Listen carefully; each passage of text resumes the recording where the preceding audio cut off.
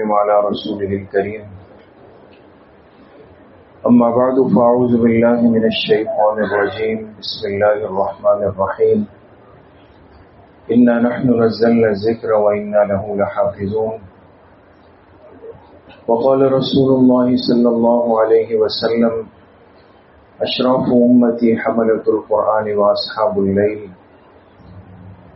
صدق الله وصدق رسوله النبي الكريم اللهم صل على سيدنا ومولانا محمد وعلى آل سيدنا ومولانا محمد وبارك وسلم۔ اللہ سبحانہ و تعالی کا بہت بڑا کرم اور احسان ہے کہ قرآن پاک کی نسبت سے ہونے والی آج کی اس مجلس میں ہم سب جمع ہیں۔ اللہ تعالیٰ آپ سب کی اس حاضری کو، اس طلب کو، اس فکر کو اپنی بارگاہ عالیہ میں قبول فرمائیں اور ہم سب کے ظاہر اور باطن کی اصلاح کا ذریعہ بنائیں۔ حضرات علماء اکرام تشریف فرما ہیں اور ہمارے حضرت قاری صاحب نے جن سے محبت کا ایک تعلق بھی ہے، رشتہ بھی ہے، وہ کافی وقت سے فرما رہے تھے، بس یہ ہماری محرومی کہہ دیں، کوشش اور ارادہ تو بہت پہلے سے تھا کہ یہاں حاضری ہو۔ آج الحمدللہ اللہ پاک نے آپ کی اس مبارک مجلس اور اس مبارک محنت میں شرکت کا موقع دیا ہے۔ یقین کریں کہ دیکھ کر دل کو ایک سرور اور خوشی محسوس ہوئی۔ دعا ہے کہ اللہ پاک اس برکتوں میں اور ان بہاروں میں مزید ترقیات اور توفیقات شامل حال فرمائے۔ نسبت بھی الحمدللہ جیسے ابھی فرما رہے تھے کہ اس مدرسے کے نام کے ساتھ اللہ کے ایک ولی کی نسبت ہے۔ ہمارے جد امجد اور ہمارے پرنانا شیخ العربی والعجم حضرت مولانا عبدالغفور عباسی مہاجر مدنی رحمۃ اللہ علیہ کی نسبت سے اس مدرسے کا نام رکھا گیا، اور ہمارے بزرگوں نے لکھا ہے کہ نسبت کی بہت بڑی برکات ہوتی ہے۔ بعض دفعہ انسان خود عملی طور پر کمزور ہوتا ہے، لیکن اس کے پاس مضبوط اور طاقتور نسبت ہوتی ہے، اور اس نسبت کی وجہ سے اللہ پاک اس کی آنے والی نسلوں کی بھی لاج رکھتے ہیں۔ حضرت مجدد الفسانی رحمۃ اللہ علیہ نے اپنے مکتوبات کے اندر لکھا ہے کہ بعض دفعہ اللہ کے محبوب بندے اپنی زندگی میں اپنی نسل اور اولاد کے لیے دعا کر لیتے ہیں،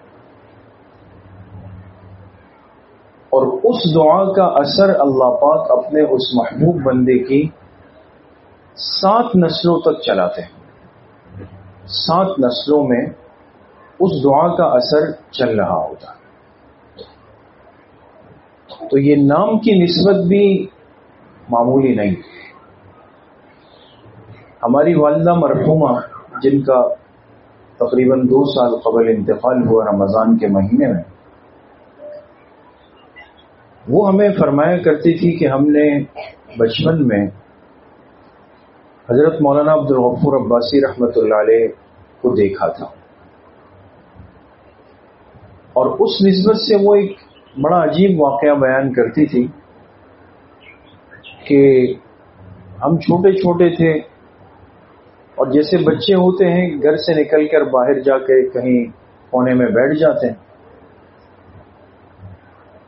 تو فرماتی تھی کہ میں اور ہمارے چھوٹے ماموں جان ہیں، ہمارے استاذ بھی ہے حضرت قاری جلیل الرحمن العباسی صاحب حفظہ اللہ تعالی کا، ہم دونوں بہن بھائی اپنی بلڈنگ کے نیچے بیٹھے ہوئے تھے،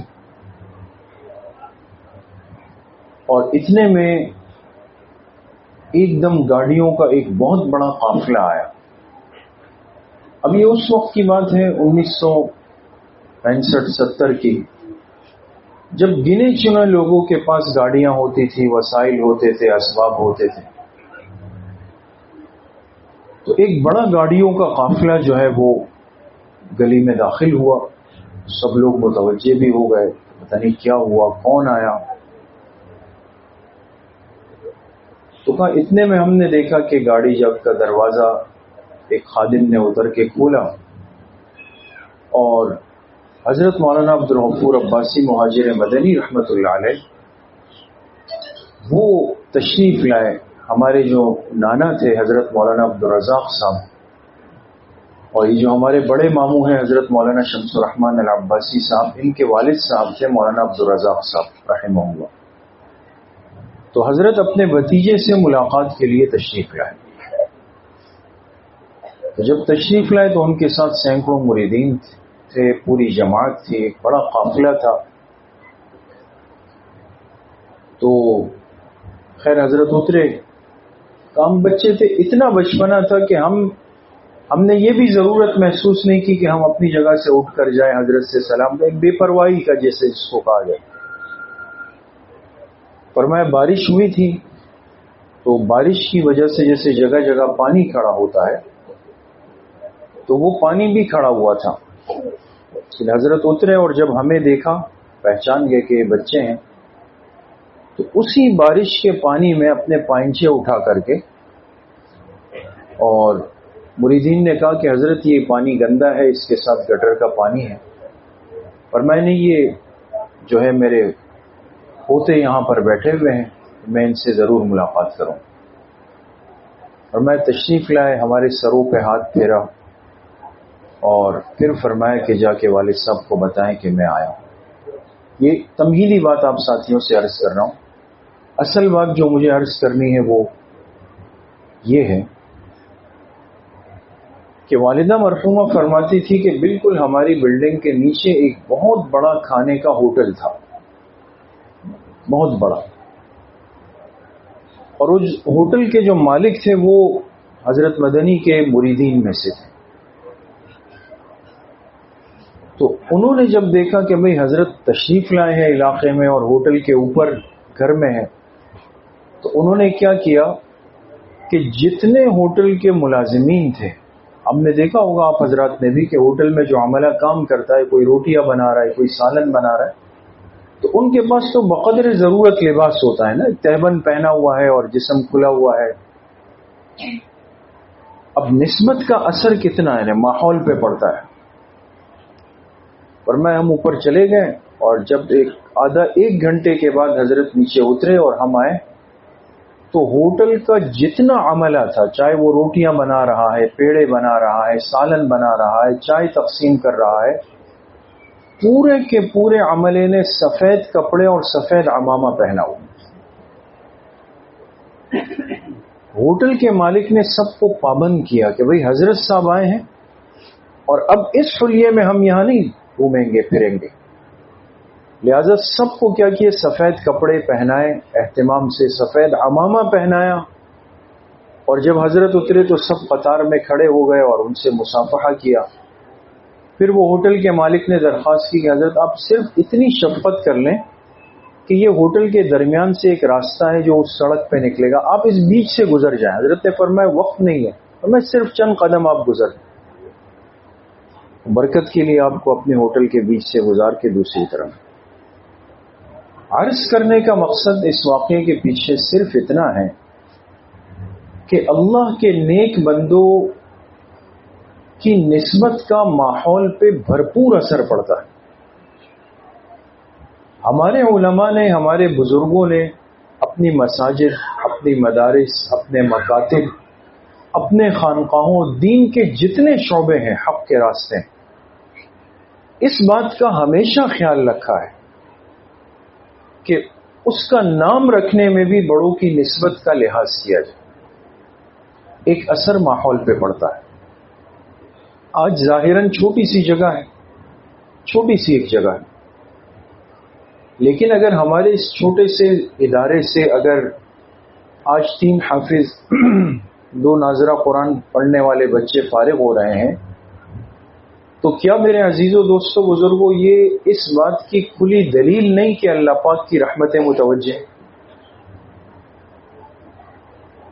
کتنے لوگ ایسے ہیں، کتنے لوگ جو ہم چونکہ خود ایک چھوٹے سے ادارے میں بیٹھتے ہیں، اللہ نے دنیا کے اعتبار سے ان کو نوازا ہوا ہوتا ہے ہر طرف سے، اور ان کی بڑی خواہش ہوتی ہے کہ میرا یہ بیٹا حافظ بن جائے، یہ پڑھ لے۔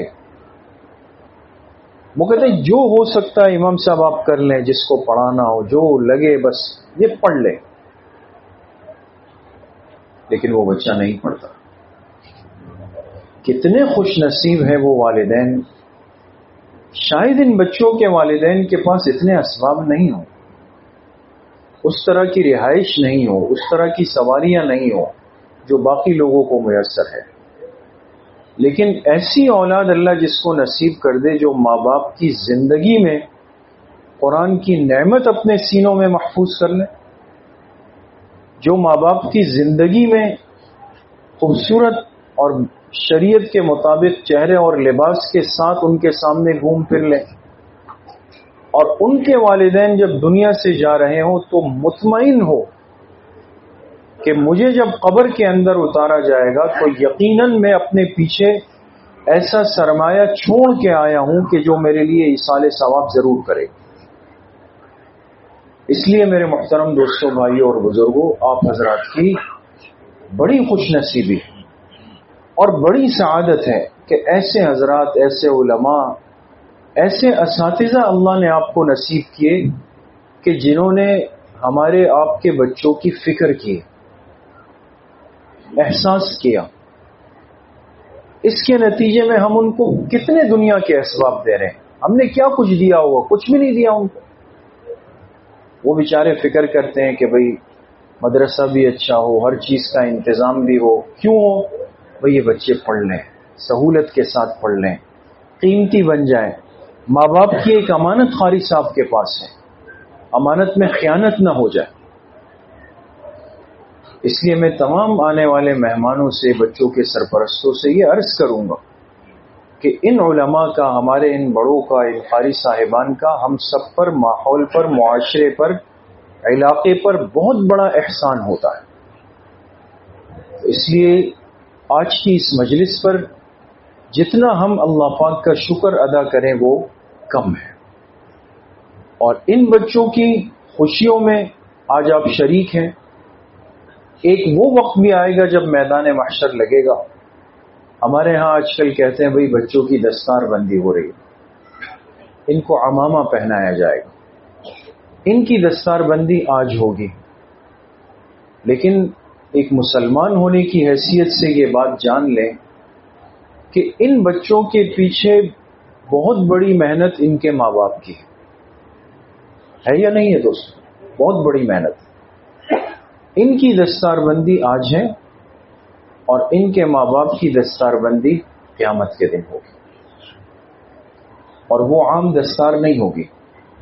حدیث پاک میں محبوب کائنات جناب رسول اللہ صلی اللہ علیہ وسلم نے ارشاد فرمایا کہ حافظ قرآن کے ماں باپ کو لایا جائے گا اور ان کو نور کے ممبروں پر بٹھایا جائے گا، اور ان کے سروں پر اللہ پاک ایسے تاج رکھیں گے کہ جس کی روشنی کے سامنے سورج اور چاند کی روشنی بھی ماند پڑ جائے گی۔